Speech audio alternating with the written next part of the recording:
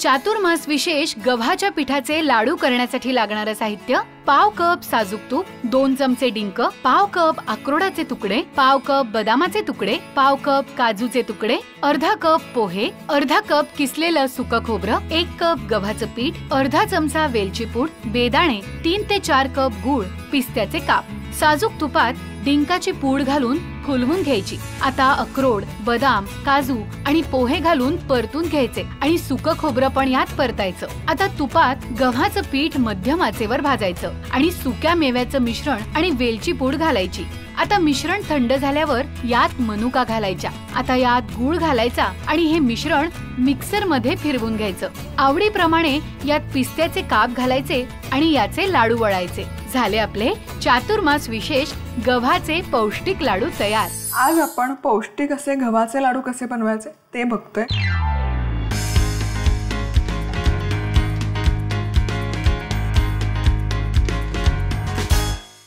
अतिशय पौष्टिक रेसिपी आहे. गव्हाच्या पिठाचे आहेत पण चुरचुरीत हे लाडू बनतात. अगदी डिंक लाडू पण तुम्ही याला म्हणू शकता. पण मुख्य म्हणजे हे लाडू बनवताना आपण यामध्ये सिरप किंवा पाक अजिबात बनवणार नाही आहोत. सो ही याची खासियत आहे असं आपण म्हणू शकतो. साजूक तूप घातले पाव कप म्हणजे 4 चमचे.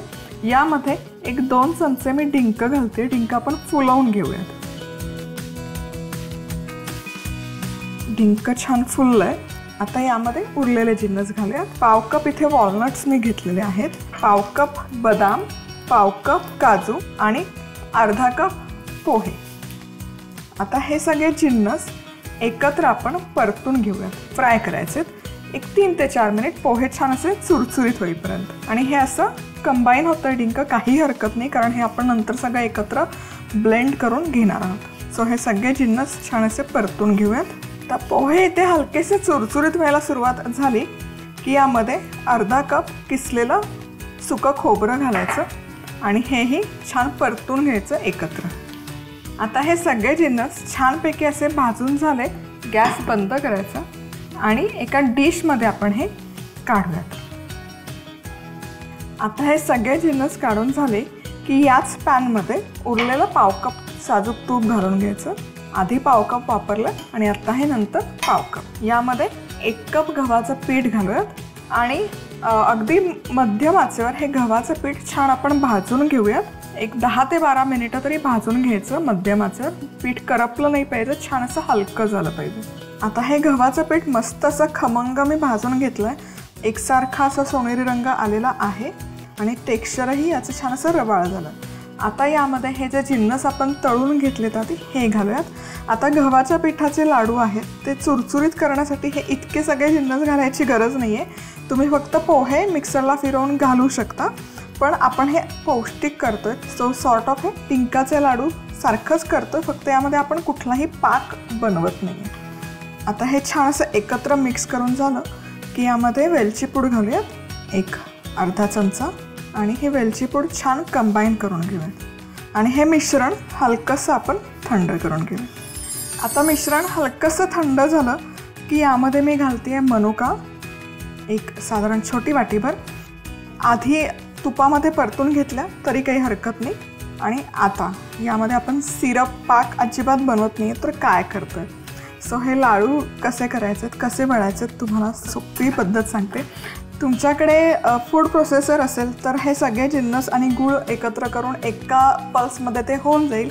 फूड प्रोसेसर नसेल, मिक्सरमध्ये तुम्ही करत असाल माझ्यासारखं, तर हे मिश्रण मी 3 पोर्शन्समध्ये डिवाईड करणार आहे. सो यामध्ये मी घालते अर्धा कपला थोडासा जास्त गूळ म्हणजे 3 पाव कप. म्हणजे हे जे प्रमाण आपण घेतलं आहे त्यासाठी हे जे प्रमाण आहे किंवा मेजरमेंट आहे हे परफेक्ट आहे. आता हे सगळं कंबाईन करून घेऊयात.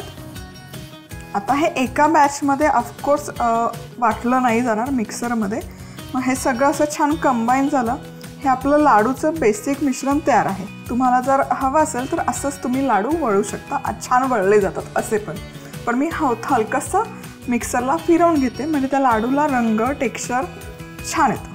सो साधारण 2 ते 3 बॅचेसमध्ये माझं हे मिक्सरमध्ये वाटलं जाईल. परफेक्ट. आणि हे हलकंसं पल्स करूयात. एकदम असं फिरवायची गरज नाही. त्याचं जे टेक्स्चर आहे ड्रायफ्रूटचं ते राहिलं पाहिजे.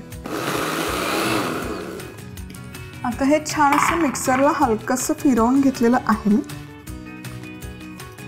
खूप बारीक किंवा फाईन पेस्ट किंवा पूड नाही करायची. आता हे मिश्रण एका प्लेटमध्ये आपण काढूयात. आता इथे आपलं हे मिश्रण बेसिक तयार आहे.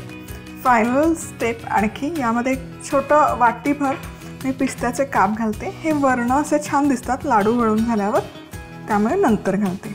आता हे मिश्रण घ्यायचं. तुम्ही बघू शकता अगदी इझिली लाडू वळले जातात. अगदीच वळले नसतील जात तर वरण एक तुम्ही चमचाभर साजूक तूप ॲड करू शकता. पण हे जे प्रमाण तुम्हाला दिलेलं आहे परफेक्ट आहे. यामध्ये अजिबात चेंजेस करू नका. लाडू वळून तयार आहे.